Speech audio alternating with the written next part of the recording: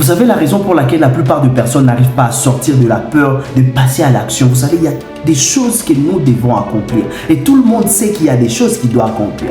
Mais il n'arrive pas à passer à l'action parce qu'il a seulement peur. Et pourquoi est-ce qu'on n'arrive pas à sortir dans cette peur? On n'arrive pas à sortir dans cette peur parce qu'on ne cherche pas la source de la peur.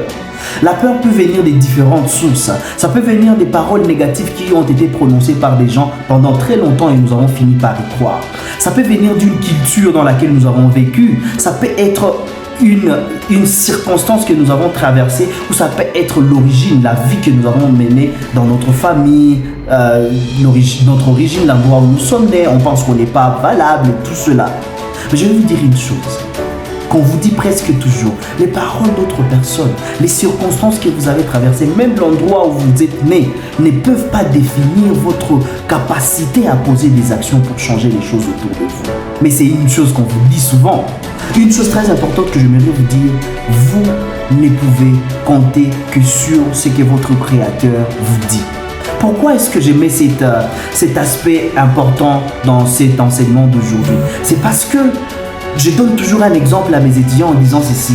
Si une chaise faite par un homme aussi petit et insignifiant qu'il soit, lorsque vous arrivez dans une salle, vous la retrouvez, vous savez exactement sa raison d'existence.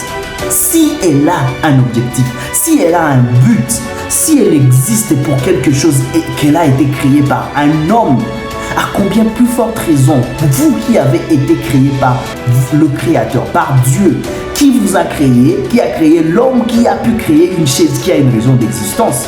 Alors il faudrait commencer à réfléchir à ça et vous dire, est-ce que je suis moins important qu'une chaise?